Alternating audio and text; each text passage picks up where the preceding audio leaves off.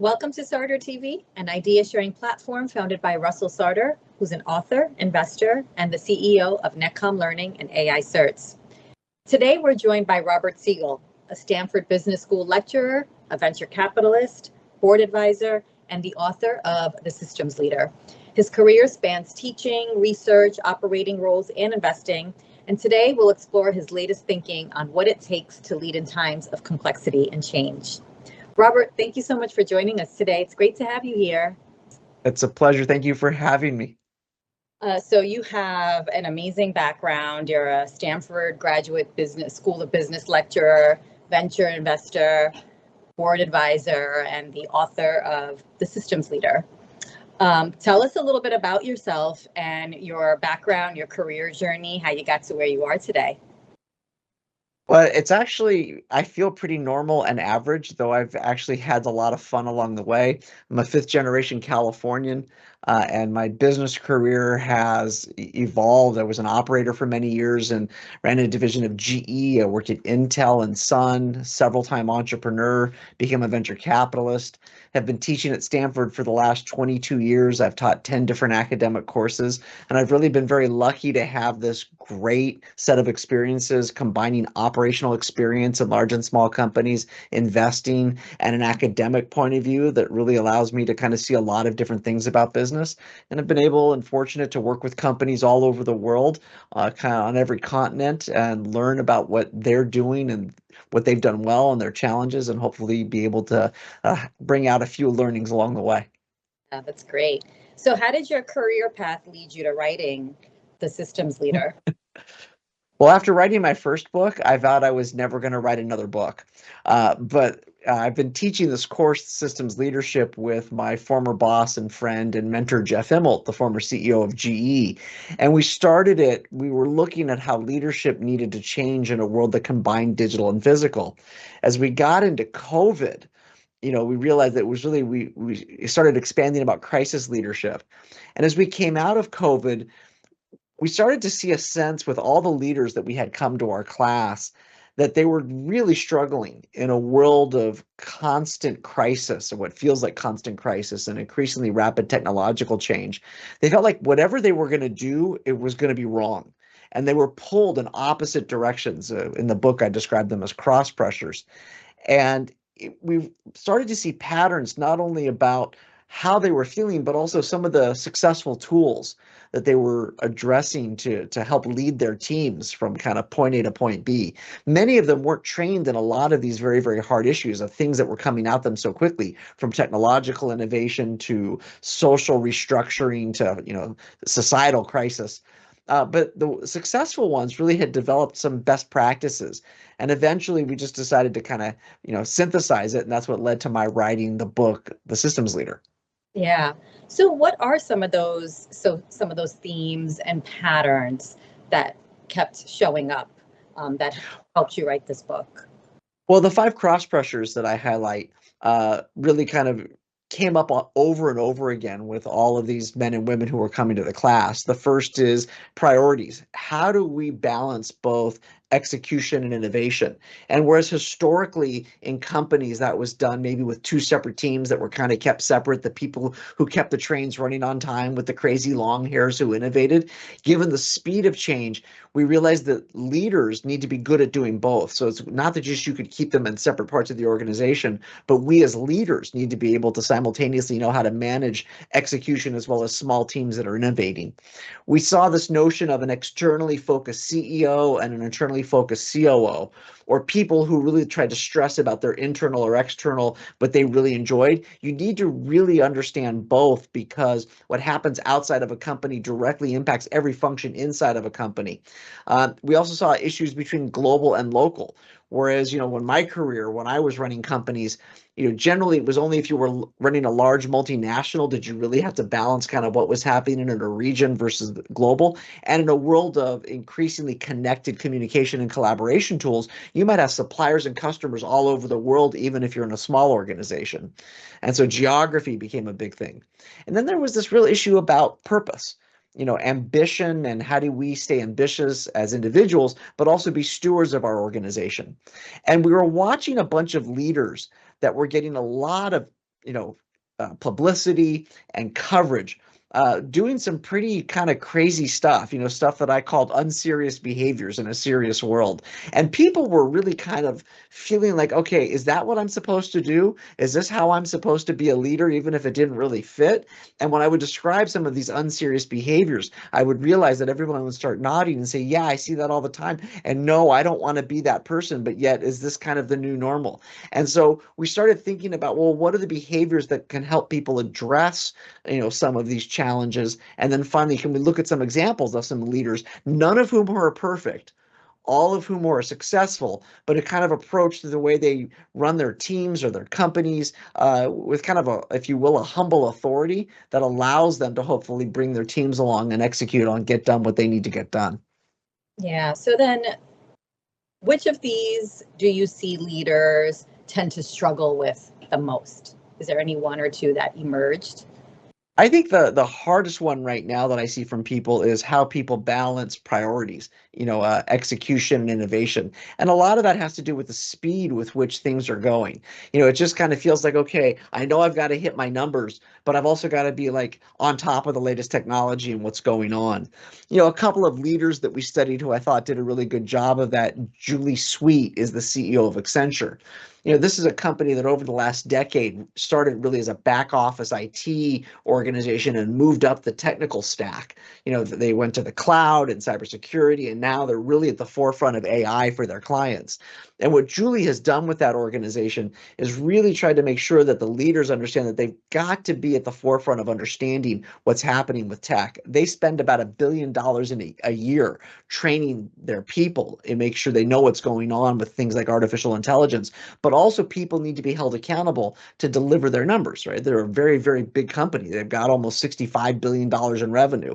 And so Julie does a really good job of making resources available to her people so they can invest in themselves, but also saying it's up to you as an individual to make sure you both do the training to make sure that you're fluent in these new technologies, but also you deliver your numbers.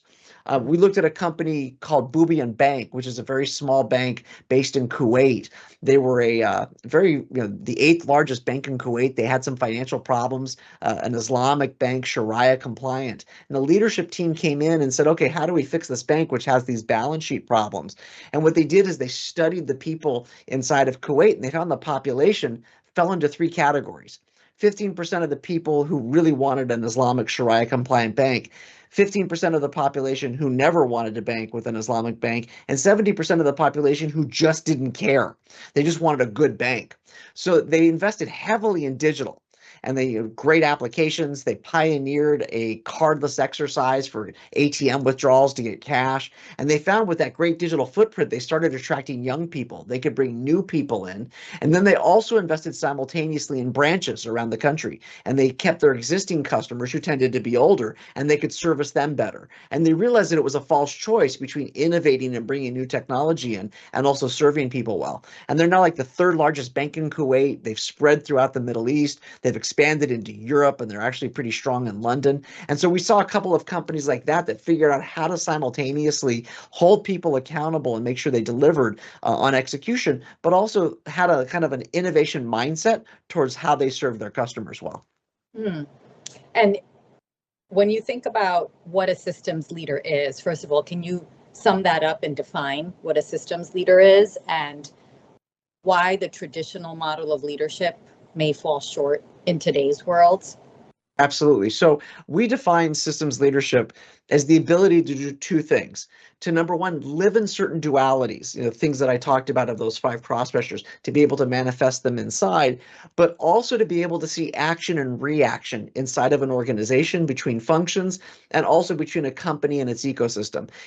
Inside of a company, if the sales organization makes certain types of sales, if you don't know what they're selling, it could really wreak havoc inside of the organization in manufacturing or customer service. Similarly, if you're in finance inside of an organization, if you don't know what's happening in the market, how can you make sense of the numbers that you might be seeing about why sales or costs might be going up or down? And systems leaders have the ability to live inside of this duality. And they can do certain other things as well. They have the ability to manage context for people. They're really, really good at helping to explain what's going on. A sentence I like to use is that truth equals facts plus context. And context is the ability to help people understand and all the craziness of what's going on. What does it mean? You need to do that for your customers, you need to do that for your suppliers, and you need to do that for your employees. The third thing we found that great systems leaders, they really have what I call a product manager's mindset. And that might be a little bit of conscious bias because my career came up through product. I like to say that product managers inside of a company are responsible for everything and they own nothing, right? So you've got to get different parts of your organization to do what you want them to do when you don't control those resources. You've got to know what customers want. You've got to know how a product gets built. And then perhaps most importantly, you need to know also what your go-to-market momentum is and how you can make sure that you're serving your customers well. And the last thing we saw that great systems leaders do is they actually run towards disruption. They understand that in times of disruption, you can't just kind of hold on to things and wait for the storm to pass. You actually have to run into the disruption, which is a very uncomfortable thing for leaders to do, right? I don't know what the future is going to be, but I do know this. In times of disruption, I know what's going to happen is not what the past was. Or said differently, what's out the front window and the front windshield of our car is not what's in the rearview mirror. And great systems leaders know that no matter what's going on, they've got to run towards the disruption because that's the only potential successful path to get you and your team to the other side. Mm-hmm. You've taken us through some examples, but can you walk us through a case study that brings your framework to life? Sure. One of the leaders we studied is a gentleman named Michael Dowling. He is the CEO of Northwell Health, which is New York's largest healthcare provider. Michael is this unbelievable ability to understand things like priorities. How does he make sure that he figures how he holds his people accountable? But they invest heavily in new treatments for people. They do stuff in medical research. He's very, very focused on making sure that they hit their financial numbers, but also across the entire organization looking about how they innovate. He's very, very strong on holding people accountable and will get rid of non-performers, but he's very, very personable. He spends a lot of time with new hires as well as doctors and nurses trying to understand what are their challenges that are going on. He spends a lot of time understanding things like supply chains. Where can they get kind of, the best prices for the products they need? And by the way, he will look both local and global on issues. He wants to make sure he's supportive of American and American suppliers and American companies because they're based in New York, but he also is always looking to source the best possible technology to serve patients the best. And on purpose, he's a very ambitious person. He recently announced his retirement, but he led that organization through tremendous growth.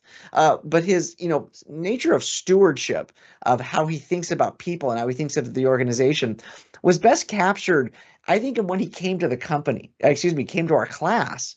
He visited us in April of 2020. Now, maybe that date rings a bell to you, right? That was just when COVID started. And so at that time, we were all on Zoom. And so he showed up to our class. I had 150 students on Zoom. It was 9 o'clock in New York, 6 o'clock in California. We figured he was going to cancel.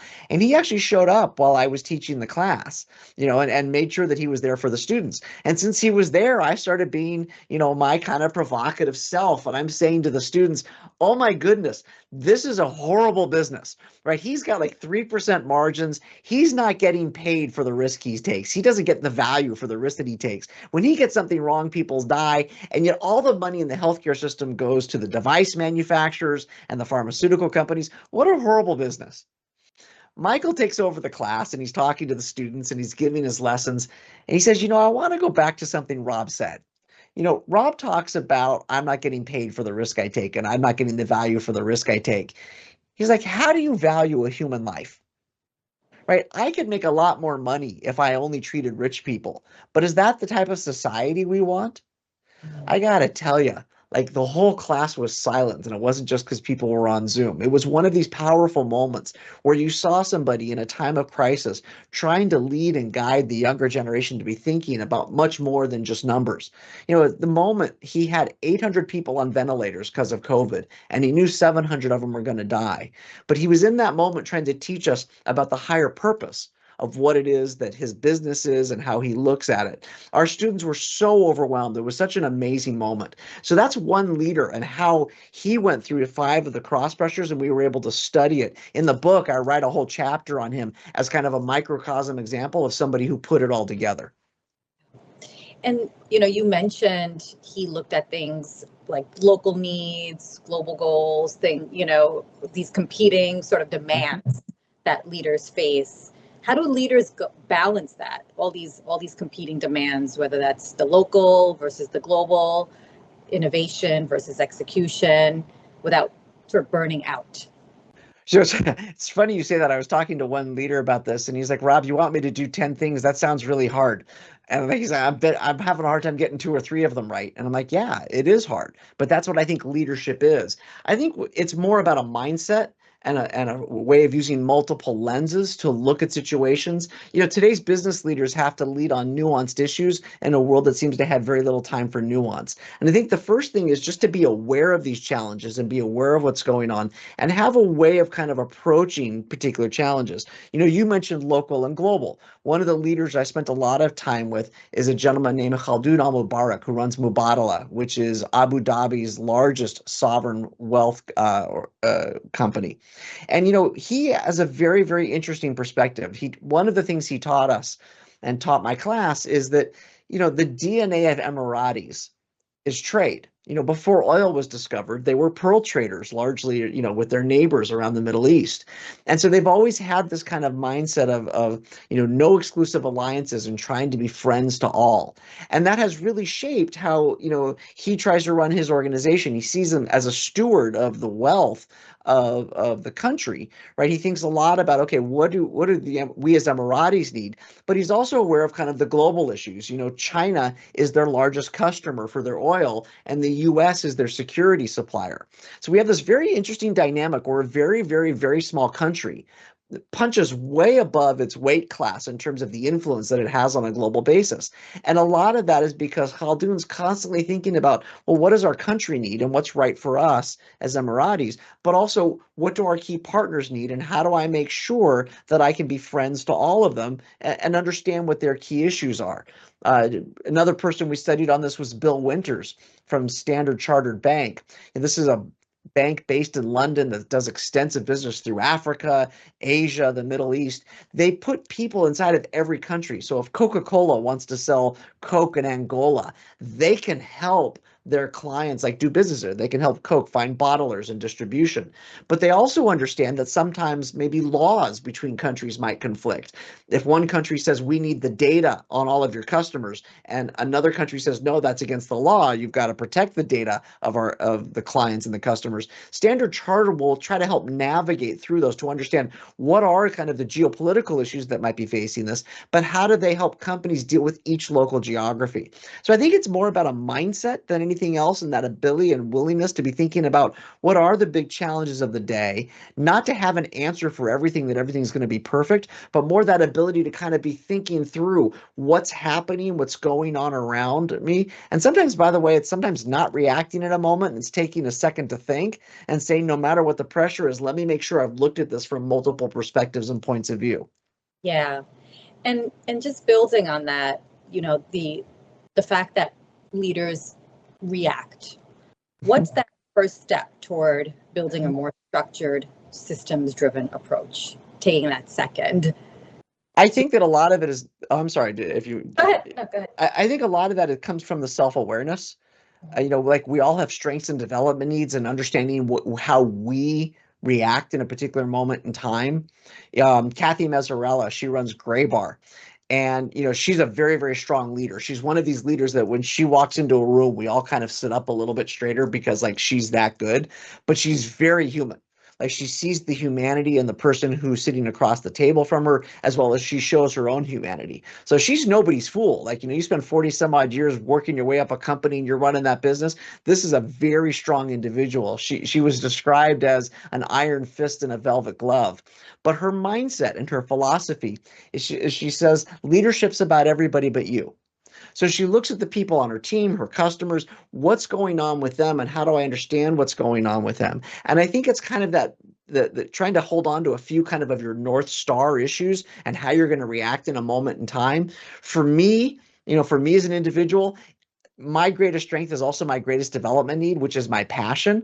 Like I'm like this all the time, even when I'm not overly caffeinated. Like I love what I do, but like my greatest development need can be my passion when I don't control it. And for me, I have to kind of keep one of these mantras in mind that I learned in my career, that leadership is the ability to constrain a response to a given stimulus. So as people go through the book and they read it, there are going to be certain lessons that we can take away from people, certain of these nuggets about how they view dealing with some of these cross pressures. And it's kind of more of a way of thinking and a way of acting at a moment in time, and trying to also be aware of who we are or what our company is going through at a moment in time. It's this kind of constant craziness that it's more about a mindset than like, here's the 5 things you need to do, and if you do these 5 things, everything will be perfect. That's a listicle that you can get on TechCrunch. I think actually leadership is much, much harder today, given the speed of change and what feels like we turn on our computers in the morning. It's like, oh my goodness, what happened last night? And how do we then may have our team make sense of all of this craziness? That's what people are going through. And I think it's that ability to kind of just be aware of the patterns, and then how do we think through these situations when they come up. Mm-hmm. Any tool or system you'd recommend that leaders could use that kind of replace those, instincts or emotional reactions that they might? Some of it is kind of also recognizing what I'll call the unserious behaviors in a serious world. Like for example, replacing decorum with bombasticness. Like, do you remember when Elon Musk and Mark Zuckerberg were going to fight in a cage match? You remember that? Like, this was all over the news, all over the world. And everyone I spoke to was thinking, well, this is wrong, and I'm going to watch it anyways. And people are like, is that what I'm supposed to do? Right? And the answer is no. And there's also kind of recognizing some other things that leaders do. There's focusing on trivial goals. Like, do you remember NFTs? Right? Where I'm going to give you 7 million JPEGs, and one of them is going to be worth $6 million, and the other 6,999,999 are going to be worthless. And yet they're all the same. There's this idea of ignoring changes we don't like, not understanding how the younger generation gets their news and how they're processing things and how they communicate. How can we serve them as customers if we don't understand them? There's acting with disdain for customers. Are we treating customers the way we want to be treated? Indulging in self-righteousness. We see a lot of that with companies who will, basically make statements and for the purpose of trying to make a self-righteous statement, as opposed to thinking about that a lot of these issues are very difficult. And sometimes, we'll have an employee base that might be split 50-50 on an issue that by definition, these issues are hard, and making sure that we understand how we lead everybody. We have to lead men and women who agree with us and disagree with us, and men and women with whom we agree and disagree. And how do we make sure everybody truly feels welcome on these issues? And so I think it's, we can recognize what's wrong. We can look about kind of like what's right. I was asked one time by somebody, if I think of the attributes of a great systems leader, like if we talk about purpose, which is, purpose, this notion of I want to be ambitious, for myself, but also a steward of my company. Like, what are the attributes of those great systems leaders? They bring a gravitas of personality and purpose. And are we doing that as we're leading our teams? Do we bring in intelligence and wisdom about the seriousness of the times? These are very serious times that we're going through. Are we dependable in volatile situations? Do we act and behave like, somebody's going to say in a tough time, I want this leader around me? Do people bring a moral guidance that is based on principles and actions without hectoring and lecturing others? Can we drive change beyond our own self-interest as an individual? And finally, I like to say leaders show up, and it's not just how we show up, it's when we show up and if we show up. And so I think we can kind of like look at some of the behaviors we see when we know that it works, and we can look at behaviors that we see then we know that it doesn't work. We can think about the types of challenges we have, and then think about those actions and behaviors of a systems leader. And then again, in the book, I write about 11 or 12, amazing systems leaders in strong depth. And in fact, one of the things that I hope that the reader takes away from it is that anybody who picks up this book, they can do this. Like, that's one of the themes is like, I'm going to show leaders that are successful by any figure of merit, right? But the companies they run, the number of people who report to them. And by the way, they all make mistakes and they talk about their mistakes. None of them are perfect, but none of them kind of show that unserious behaviors that we see all the time on mainstream media or in social media. And so I think that, the script kind of starts with, okay, this is wrong and I know it, even if people are doing it. This is what I know is right.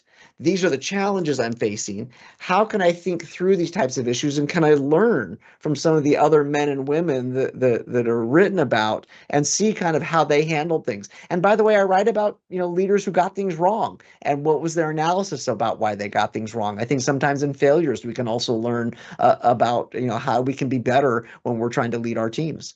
Yeah, and you've worked with startups. You're a venture partner. So would you say the systems thinking framework can be implemented in, startups, or is it better suited to larger enterprises?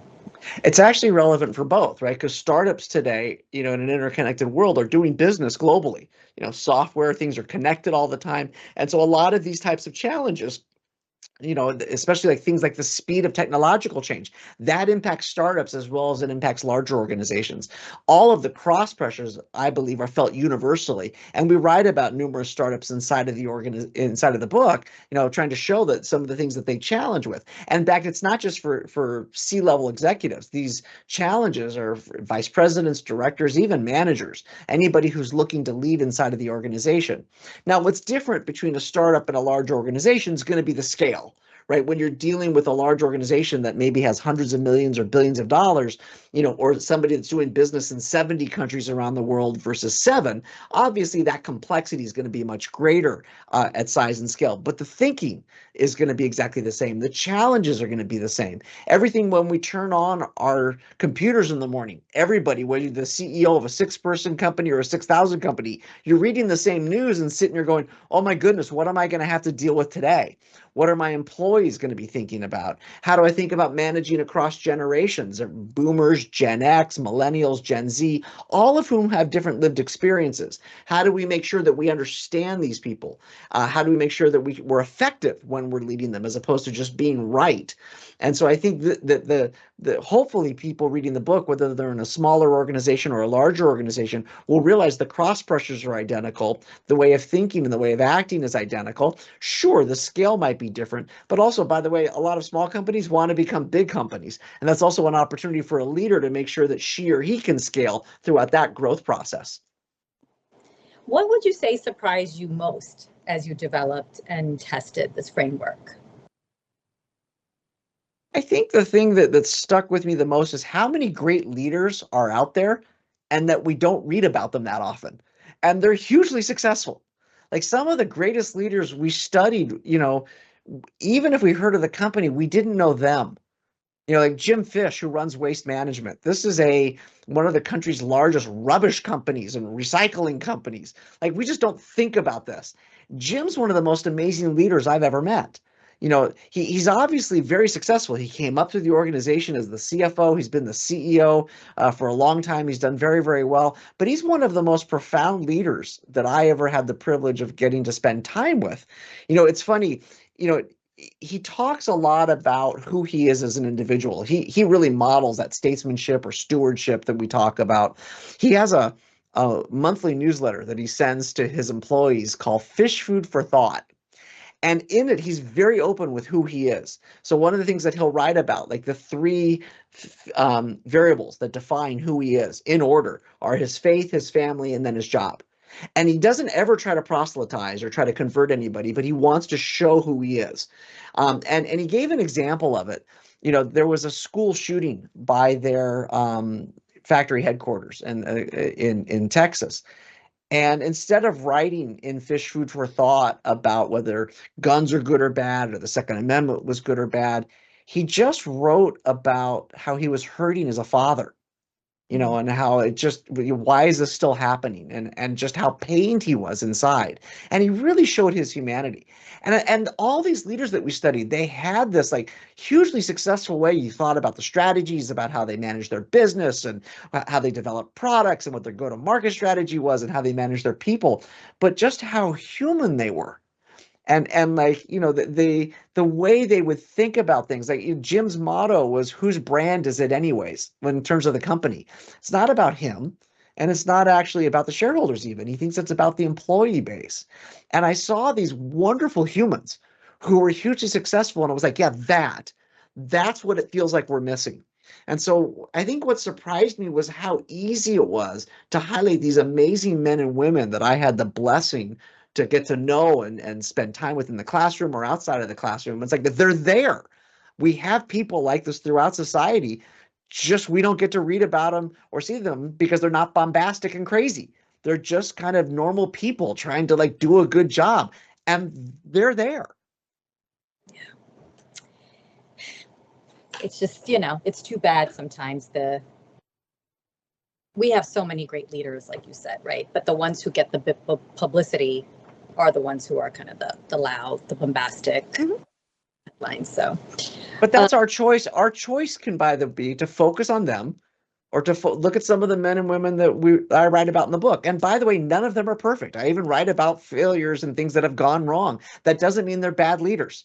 That doesn't mean they're bad people. There are things that we can learn from it. And we make that choice. That's one of the other things. I'm a big believer in free will.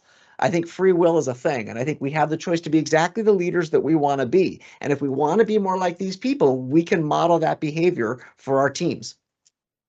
Sure. I want to shift a little bit to talk about AI and technology. And so in the context of systems leadership, how do you think leaders should be thinking about AI today? You know, I always been lucky. I had a front row seat at the development of the personal computer, mobile phones and smartphones, the internet. You know, being here in Silicon Valley, I was a part of companies that were a part of all of that. AI's faster and it's more widespread. It's unbelievable the speed with which this is going on. And in fact, right now, as an educator, I would argue that education might be the industry most impacted by AI than any. 100% of my students use AI. 100% of them are writing their papers with it, doing their problem sets with it. Like very few companies have 100% of their people using AI, and like we're living in this today.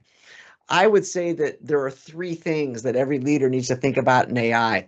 And I'm not just talking about like, do people understand things like training models and inference? Like you can learn that somewhere else. I think the three things that leaders need to focus on are the following. Number one, the people we buy our LLMs from and our AI from, they're technology suppliers. And the key word I want to focus on that is suppliers. You know, if you had a supplier who gave you a faulty product, you wouldn't put it in a car or in an airplane or in a medical device, right? You've got to make sure there's high quality. And we should be asking of our technology suppliers, are they using our data for our benefit or for their benefit? And they should be treated like suppliers. Like we should hold them accountable for what they do because it's the company's data, not theirs. The second thing is there's going to be a huge impact on the labor force. We're seeing that right now with entry-level jobs, et cetera. And so in the context of AI, I ask everybody, if you look inside of your company, you can probably guess what jobs are going away in the next 5 years. And my question is, what are you doing now to retrain your labor force? Because it's actually much, much less expensive to retrain your labor force and reskill your labor force than it is to let somebody go and hire somebody new. And the third thing I say to people about AI is if you haven't brought this into the workflow, to your everyday workflow, you're going to be missing something. You need to have an opinion on this. So, you know, whether it's help writing an email, whether it's help doing your searches for data, whether it's synthesizing information, whether it's creating a presentation, even if it's awkward the first few times you do it, because, you know, you've done something your whole way, your own way, your whole life, you got promoted and raises for it. You've got to start doing things differently. I think one of the things is everybody's got to get on this train. I've never seen a technology so widely used and accepted and experimented on a global basis in large and small companies. Now, if you ask me, I think a fair question is, Rob, tell me a company that has completely reinvented itself with AI. The question is, it hasn't happened yet, right? Everybody's trying and experimenting right now. I will say this, I'm having to teach differently. I'm having to test knowledge and mastery differently. Like everything that I did even 2 years ago, versus a year ago versus this year versus next year, I have to change so quickly because of the speed with which my students are doing stuff that if I weren't fluent in this, Like I wouldn't be able to kind of meet them where they are. We can like some of the things they do or not like some of the things they do. It's kind of irrelevant. They're going to use it anyways. So the third thing is leaders have to get on board and have an opinion about this. Yeah. So then how do you see AI playing a role in the framework you've created? How does that get incorporated?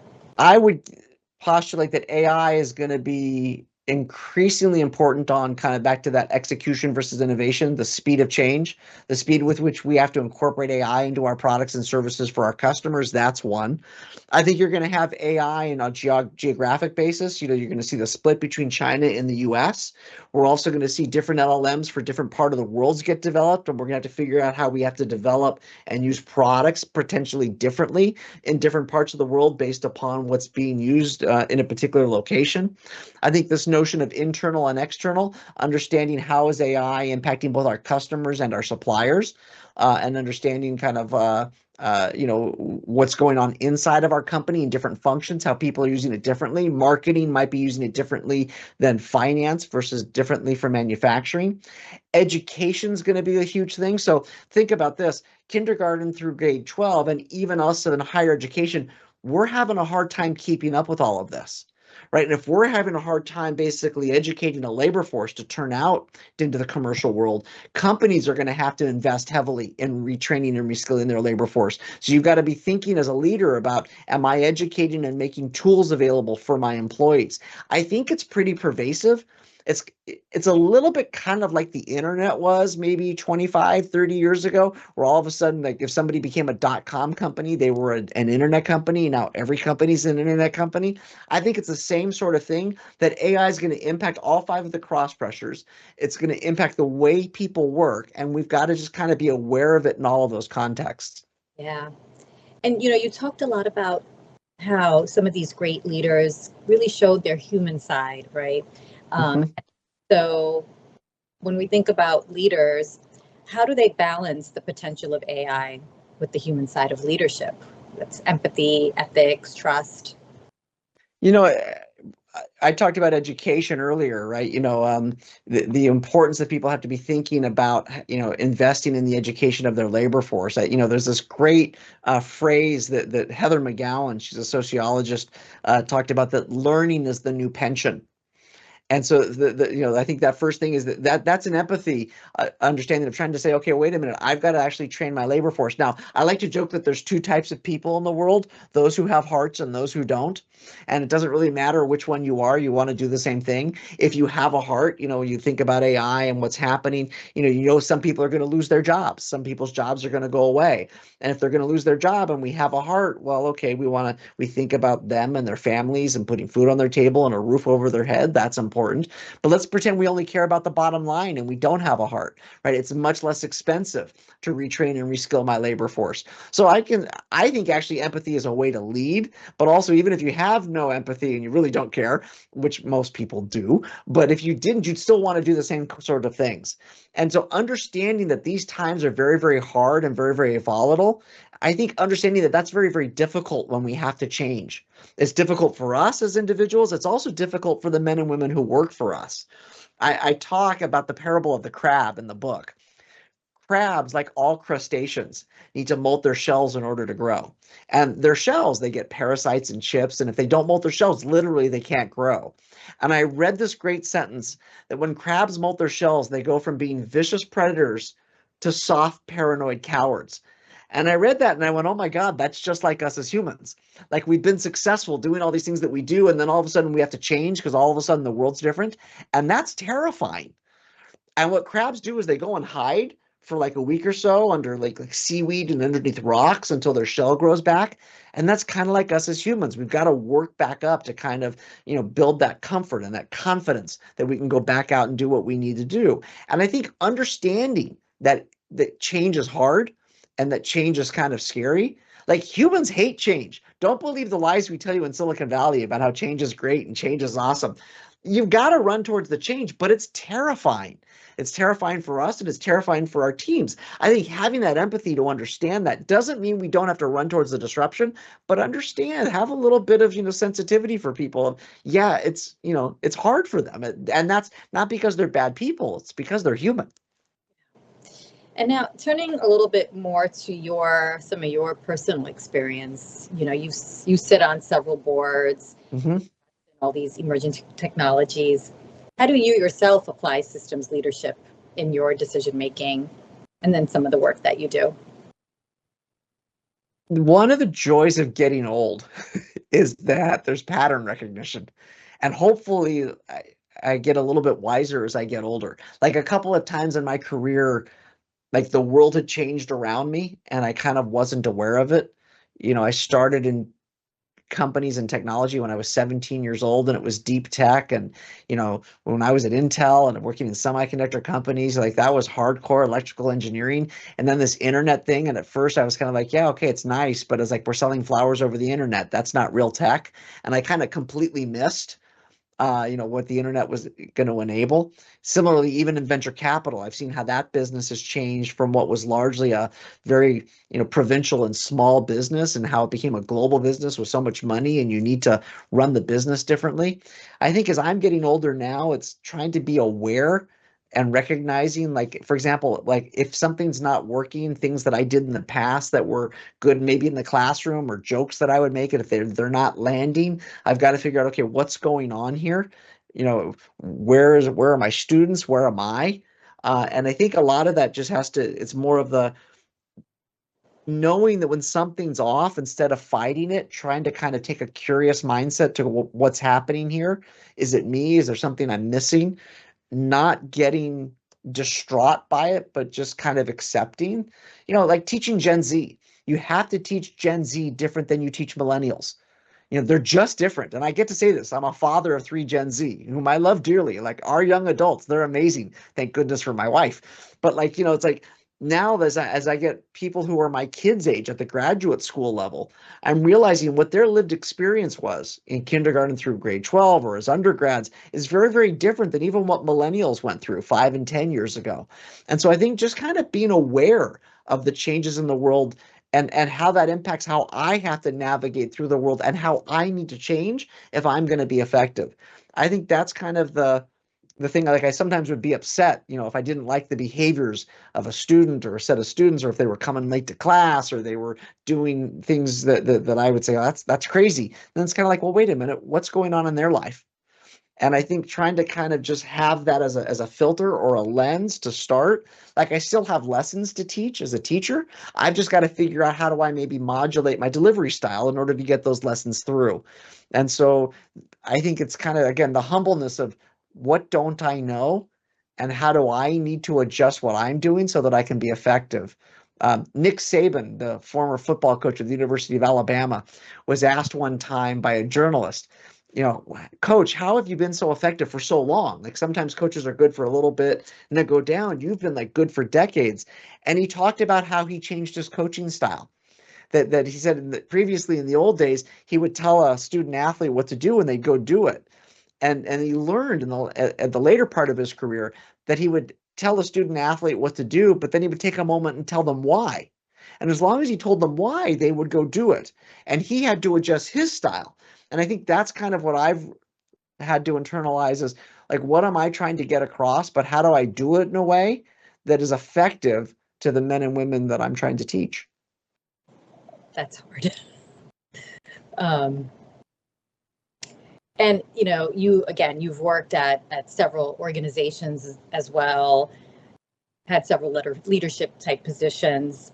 Is there any lesson that you learned or failure that I don't use the term failure, but I got lots of failures. How much time have you got?